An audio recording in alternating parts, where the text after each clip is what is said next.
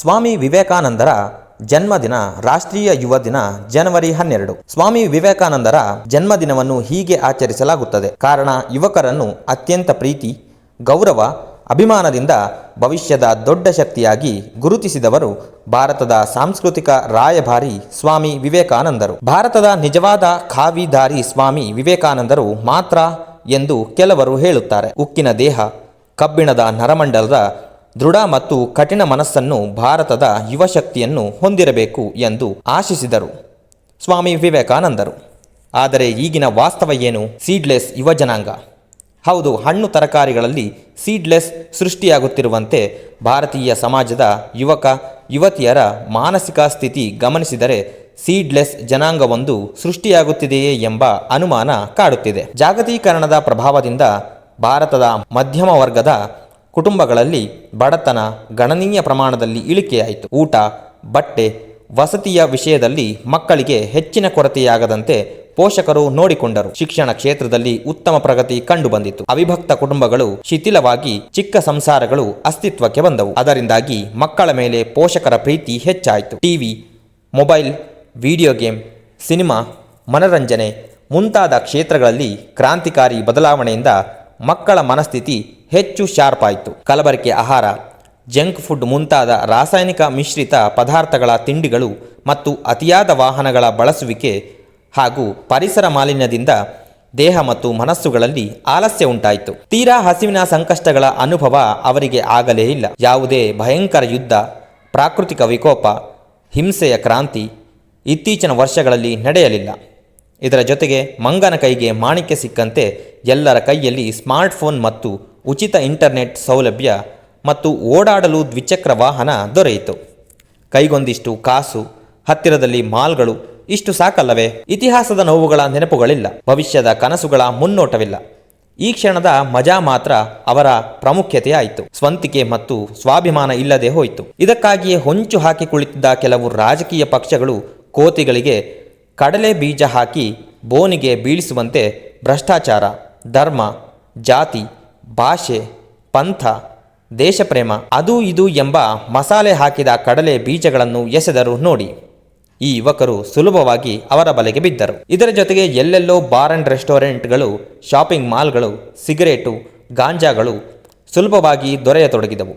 Salman Khan, Shahrukh Khan, Amir Khan, Akshay Kumar, Hrithik Roshan, Ranbir Kapoor, Allu Arjun, Kareena, Tamanna, Deepika Padukone, Katrina Kaif, Darshan, Sudeep, ಯಶ್ಗಳು ಜೊತೆಗೊಂದಿಷ್ಟು betting ಕಟ್ಟಲು Tendulkar, Kohli, ಧೋನಿಗಳು, ಹುಚ್ಚೆಬ್ಬಿಸಲು Modi, Rahul, ಮಮತಾಗಳು. ಇನ್ನೆಲ್ಲಿಯ ಸ್ವಂತಿಕೆ? Seedless ಜನಾಂಗ ಸೃಷ್ಟಿಯಾಗದೆ ಇನ್ನೇನಾಗುತ್ತದೆ? ಆದರ್ಶಗಳಿಲ್ಲದ ಕೇವಲ ಆಡಂಬರಗಳು. ಖ್ಯಾತ ಹೃದ್ರೋಗ ತಜ್ಞರಾದ ಡಾಕ್ಟರ್ ಮಂಜುನಾಥ್ ಅವರು ಹೇಳಿದಂತೆ, ಹಿಂದೆ ಮಕ್ಕಳು ತಂದೆ ತಾಯಿ ಮುಂತಾದ ಹಿರಿಯರನ್ನು ಆಸ್ಪತ್ರೆಗೆ ಕರೆದುಕೊಂಡು ಬರುತ್ತಿದ್ದರು. ಈಗ ತಂದೆ ತಾಯಿಗಳು ಮಕ್ಕಳನ್ನು ಚಿಕಿತ್ಸೆಗಾಗಿ ಕರೆದುಕೊಂಡು ಬರುತ್ತಿರುವ ಬದಲಾವಣೆಯ ದೃಶ್ಯಗಳನ್ನು ನೋಡುತ್ತಿದ್ದೇವೆ. ಇದು ದೇಹ ಸೀಡ್ಲೆಸ್ ಆಗಿರುವುದಕ್ಕೆ ಒಂದು ಉದಾಹರಣೆ ಮಾತ್ರ. ಹಾಗೆಯೇ ಇಂದು ಯಾವುದೇ ಗಹನವಾದ, ತರ್ಕಬದ್ಧವಾದ, ಆಳಬದ್ಧವಾದ ಚಿಂತೆ ಇಲ್ಲದೆ ವಿಷಯವನ್ನು ಕೇವಲ ವಾಕ್ಚಾತುರ್ಯ ಮತ್ತು ನಿರೂಪಣೆಯಿಂದ ಯಾವ ಸಮೂಹವನ್ನು ಮೆಚ್ಚಿಸಿ ಅವರಿಂದ ಚಪ್ಪಾಳೆ ಮತ್ತು ಓಟು ಪಡೆಯಬಹುದು ಎಂಬುದು ಅವರ ಮಾನಸಿಕ ಸೀಡ್ಲೆಸ್ ತನಕ್ಕೆ ಮತ್ತಷ್ಟು ಉದಾಹರಣೆಗಳು. ಆದ್ದರಿಂದಲೇ ಹಣ ಇರುವ ಜಾತಿ ರಾಜಕಾರಣದ ಭ್ರಷ್ಟ ವ್ಯಕ್ತಿಗಳು ಸುಲಭವಾಗಿ ಜನಪ್ರತಿನಿಧಿಗಳಾಗಿ ಮತ್ತೆ ಮತ್ತೆ ಆಯ್ಕೆಯಾಗುತ್ತಿದ್ದಾರೆ. ಮದುವೆಯಾಗಲು ಹುಡುಗ ಹುಡುಗಿಯರು ಕೇಳುತ್ತಿರುವ ಅಥವಾ ಬಯಸುತ್ತಿರುವ ಬೇಡಿಕೆಗಳು, ಕೆಲವೇ ತಿಂಗಳುಗಳಲ್ಲಿ ಅವರ ನಡುವೆ ಉಂಟಾಗುತ್ತಿರುವ ಭಿನ್ನಾಭಿಪ್ರಾಯಗಳು, ಹಣದ ಬಗೆಗಿನ ಮೋಹ, ವ್ಯಕ್ತಿತ್ವ ಮತ್ತು ಮೌಲ್ಯಗಳ ಬಗೆಗಿನ ತಿರಸ್ಕಾರ ಗಮನಿಸಿದರೆ ಈ ಸೀಡ್ಲೆಸ್ ಜನಾಂಗದ ಬಗ್ಗೆ ಸ್ವಲ್ಪ ಅರ್ಥವಾಗಬಹುದು. ಸ್ವಾಮಿ ವಿವೇಕಾನಂದರ ಕನಸಿನ ಕಠಿಣ ಮನಸ್ಥಿತಿಯ, ಶುದ್ಧ ವ್ಯಕ್ತಿತ್ವದ, ಕ್ರಿಯಾತ್ಮಕ ಚಿಂತನೆಯ ಭಾರತದ ಯುವ ಜನಾಂಗ ಎಲ್ಲಿ ಹೋಯಿತು? ದ್ವೇಷ ಕಾರುವ, ಶ್ರೇಷ್ಠತೆಯ ವ್ಯಸನದ, ಸಣ್ಣ ಮನಸ್ಸಿನ ಅಸೂಯಾಪರ ಯುವ ಜನಾಂಗವನ್ನು ನೋಡಿ ಮನಸ್ಸು ಒದ್ದಾಡುತ್ತಿದೆ. ಒಳ್ಳೆಯ ಅಂಶಗಳು ಇಲ್ಲವೆಂದಲ್ಲ, ಅದು ಸಾಕಷ್ಟಿದೆ. ಆದರೆ ಪಾಪ ಅವರಿಗೆ ಒಳ್ಳೆಯ ಮಾರ್ಗದರ್ಶನ ಮತ್ತು ಆದರ್ಶ ವ್ಯಕ್ತಿತ್ವಗಳು ಸಿಗುತ್ತಿಲ್ಲ. ಒಳ್ಳೆಯದನ್ನು ಗ್ರಹಿಸುವ ಮನಸ್ಥಿತಿಯನ್ನು ಅವರಲ್ಲಿ ನಾವು ಬೆಳೆಸುತ್ತಿಲ್ಲ. ಎಳನೀರಿನ ಜಾಗದಲ್ಲಿ ಪೆಪ್ಸಿ ಕೋಲಾಗಳು, ಗ್ರಂಥಾಲಯದ ಜಾಗದಲ್ಲಿ ಬಾರುಗಳು, ಮೈದಾನದ ಜಾಗದಲ್ಲಿ ಡಾಬಾಗಳು, ಸಹಜತೆಯ ಜಾಗದಲ್ಲಿ ಕೃತಕ ಬಣ್ಣಗಳು, ಅವರನ್ನು ಆಕರ್ಷಿಸುತ್ತಿವೆ. ಅಂದು ಐತಿಹಾಸಿಕ ಚಿಕಾಗೋ ಭಾಷಣ, ಇಂದು ನಮ್ಮ ಕಾಲ್ಪನಿಕ ಅಭಿಪ್ರಾಯ. ಮತ್ತೊಮ್ಮೆ ಅವರ ಮನದಿಂಗಿತ ಹೀಗಿರಬಹುದೇ: ಭಾರತ ದೇಶದ ನನ್ನ ಪ್ರೀತಿಯ ಸಹೋದರ ಸಹೋದರಿಯರೇ, ನನ್ನ ನೆಲ ಭಾರತ ಇಂದು ಸರ್ವತಂತ್ರ ಸ್ವತಂತ್ರ ರಾಷ್ಟ್ರ.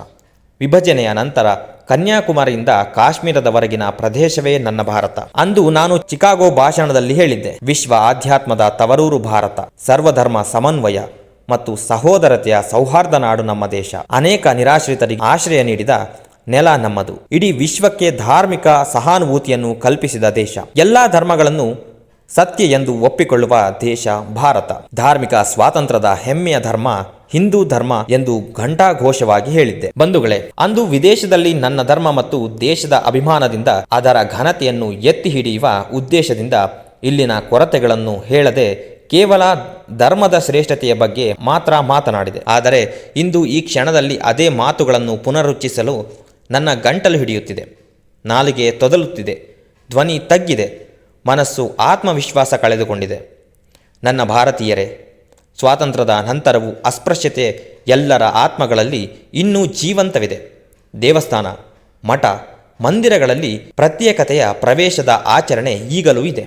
ದಲಿತರ ಮೇಲೆ ಜಾತಿಯ ಕಾರಣಕ್ಕೆ ಹಲ್ಲೆಗಳಾಗುತ್ತಿವೆ. ಹುಟ್ಟಿನಿಂದ ಸಾಯುವವರೆಗೂ ಎಲ್ಲ ಕೆಲಸಗಳಿಗೆ ಜಾತಿಯ ಸರ್ಟಿಫಿಕೇಟ್ ಅನಿವಾರ್ಯವಾಗಿದೆ. ಜಾತಿಯ ಜನಗಣತಿ ನಡೆಯುತ್ತಿದೆ. ಜಾತಿಯ ಅಸಮಾನತೆಯಿಂದ ಮೀಸಲಾತಿಯು ಅಸ್ತಿತ್ವದಲ್ಲಿದೆ. ಭಾರತದ ಮಕ್ಕಳೇ, ಹೆಣ್ಣನ್ನು ಪೂಜಿಸಲ್ಪಡುವ ದೇಶ ನನ್ನದೆಂಬ ಹೆಮ್ಮೆ ನನಗಿತ್ತು. ಆದರೆ ವಿವಿಧ ರೂಪಗಳಲ್ಲಿ ಹೆಣ್ಣಿನ ಮಾರಾಟ, ಹೆಣ್ಣು ಭ್ರೂಣ ಹತ್ಯೆ, ಸಾರ್ವಜನಿಕ ಸಾಮೂಹಿಕ ಅತ್ಯಾಚಾರ ಪ್ರತಿನಿತ್ಯದ ಘಟನೆಗಳೇ ಆಗಿರುವುದರಿಂದ ನಾನು ಅದನ್ನು ಹೇಗೆ ವರ್ಣಿಸಲಿ? ಸ್ವಾತಂತ್ರ್ಯ ಮತ್ತು ಪ್ರಜಾಪ್ರಭುತ್ವದ ಅಪೂರ್ವ ಅವಕಾಶ ಮತ್ತು ಪಾವಿತ್ರ್ಯವನ್ನು ಹಣ, ಹೆಂಡ, ಸೀರೆ, ಪಂಚೆ, ಜಾತಿ, ಧರ್ಮಗಳಿಗೆ ಮಾರಿಕೊಳ್ಳುತ್ತಿರುವ ದೇಶದ ಬಗ್ಗೆ ಹೇಗೆ ಪ್ರತಿಕ್ರಿಯಿಸಲಿ? ಹಸಿವಿಗಿಂತ ಹಸು ಶ್ರೇಷ್ಠ, ರಾಮನ ಆದರ್ಶಕ್ಕಿಂತ ರಾಮ ಮಂದಿರ ಶ್ರೇಷ್ಠ, ಜೀವಕ್ಕಿಂತ ಮಸೀದಿ ಶ್ರೇಷ್ಠ, ಪ್ರಾಣಕ್ಕಿಂತ ಚರ್ಚು ಶ್ರೇಷ್ಠ. ಇಸ್ಲಾಂ ಉಳಿಸಲು ಬಾಬುಗಳು, ಹಿಂದೂ ಧರ್ಮ ಉಳಿಸಲು ಬಂದೂಕುಗಳು, ಕ್ರಿಶ್ಚಿಯನ್ ಧರ್ಮ ಉಳಿಸಲು ಮತಾಂತರಗಳು. ಇದೇ ಏನು ನನ್ನ ನೆಲದ ಸ್ವಭಾವ. ಬರ್ತ್ ಸರ್ಟಿಫಿಕೇಟ್ಗೂ ಡೆತ್ ಸರ್ಟಿಫಿಕೇಟ್ಗೂ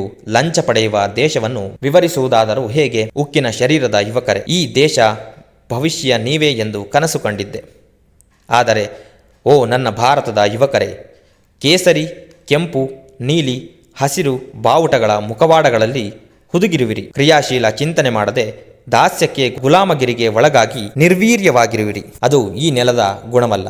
ರಕ್ತಕ್ಕೆ ರಕ್ತ, ಕೊಲೆಗೆ ಕೊಲೆ ಈ ಮಣ್ಣಿನ ಸ್ವಭಾವವಲ್ಲ. ಹಿಂದುವೋ ಮುಸ್ಲಿಮೋ, ಕ್ರಿಶ್ಚಿಯನ್ನೋ ಸಿಖ್ಖನೋ, ಬುದ್ಧರೋ ಜೈನರೋ, ಪಾರ್ಸಿಯೋ ಲಿಂಗಾಯತರೋ ಏನಾದರೂ ಆಗಿರೋ, ಅದು ನಮ್ಮ ವೈಯಕ್ತಿಕ ಗುರುತು ಮಾತ್ರ.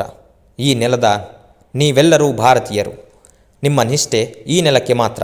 ಏಳಿ ಎದ್ದೇಳಿ, ಎಚ್ಚರಗೊಳ್ಳಿ, ಧಿಕ್ಕರಿಸಿ ಜಾತಿ ಸಂಕೋಲೆಯನ್ನು ಬೆಳೆಸಿಕೊಳ್ಳಿ, ವಿಶಾಲ ಮನೋಭಾವವನ್ನು. ಅಂದು ನಾನು ಚಿಕಾಗೋದಲ್ಲಿ ಬಾವಿ ಕಪ್ಪೆ ಮತ್ತು ಸಮುದ್ರದ ಕಪ್ಪೆಯ ಉದಾಹರಣೆ ನೀಡಿದ್ದೆ. ಇಂದು ಅದೇ ಉದಾಹರಣೆಯನ್ನು ಭಾರತೀಯ ಯುವಜನಾಂಗಕ್ಕೆ ಕುರಿತು ಹೇಳಬೇಕಿದೆ. ವಿಶಾಲ ಚಿಂತನೆಯ ಮಾದರಿಯಾಗದೆ ಬಾವಿ ಕಪ್ಪೆಯಾಗಿರುವಿರಿ. ನನ್ನ ದೃಷ್ಟಿಕೋನವನ್ನೇ ತಿರುಚಿ ಸಂಕ್ಷಿಪ್ತಗೊಳಿಸಿರುವಿರಿ. ವಿವೇಚನೆ ಕಳೆದುಕೊಂಡಿರುವಿರಿ. ಜಾತಿ, ಧರ್ಮ, ಪಂಥಗಳ ಆಧಾರದಲ್ಲಿ ಸಣ್ಣ ಸಣ್ಣ ಗುಂಪುಗಳನ್ನು ಕಟ್ಟಿಕೊಂಡು ಅಸಹನೆಯಿಂದ ದೇಶವನ್ನು, ನಿಮ್ಮನ್ನು ವಂಚಿಸಿಕೊಳ್ಳುತ್ತಿರುವಿರಿ. ಆಧುನಿಕ ಭಾರತೀಯ ಯುವಕರ ದೇಹ ಉಕ್ಕಿನಂತಿರಲಿ, ಮನಸ್ಸಿನಲ್ಲಿ ಪ್ರೀತಿ ಕರುಣೆ ತುಂಬಿರಲಿ.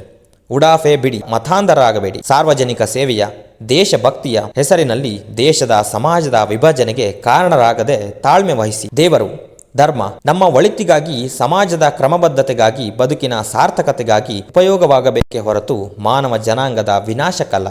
ಇದನ್ನು ಮರೆತು ವಿಶ್ವಗುರುವಾಗುವ ಭಾರತದ ಅವಕಾಶಗಳನ್ನು ನಾಶ ಮಾಡುತ್ತಿರುವಿರಿ. ಇನ್ನಾದರೂ ಎಚ್ಚೆತ್ತುಕೊಳ್ಳಿ. ನನ್ನ ಕನಸಿನ ಸಮಾನತೆಯ, ವೈಚಾರಿಕತೆಯ, ಸಹೋದರತೆಯ, ಸರ್ವಧರ್ಮ ಸಮನ್ವಯದ ಭಾರತವನ್ನು ಮರು ಸೃಷ್ಟಿಸಲು ನಿಮ್ಮ ಎಲ್ಲ ಪ್ರಯತ್ನಗಳು ಸಾಗಲಿ ಎಂದು ಆಶಿಸುತ್ತಾ, ಯುವಕರ ಐಕಾನ್ ಸ್ವಾಮಿ ವಿವೇಕಾನಂದರ ಹುಟ್ಟುಹಬ್ಬದ ಸಂದರ್ಭದಲ್ಲಿ ಮತ್ತೊಮ್ಮೆ ಯುವಕರನ್ನು ಈ ವಿಷಚಕ್ರದಿಂದ ಬಿಡುಗಡೆ ಮಾಡಿ ಸಹಜ ಮೌಲ್ಯಯುತ ಸುಂದರ ಬದುಕಿನತ್ತ ಕರೆದೊಯ್ಯುವ ಜವಾಬ್ದಾರಿ ನಾವು ಹೊರಬೇಕಿದೆ. ಅದರ ಪ್ರಯತ್ನದ ಒಂದು ಸಣ್ಣ ಭಾಗವೇ ಮನಸ್ಸುಗಳ ಅಂತರಂಗದ ಚಳುವಳಿ ಮತ್ತು ಮಾನವೀಯ ಮೌಲ್ಯಗಳ ಪುನರುತ್ಥಾನದ ಸಣ್ಣ ನಿರಂತರ ಪ್ರಯತ್ನ.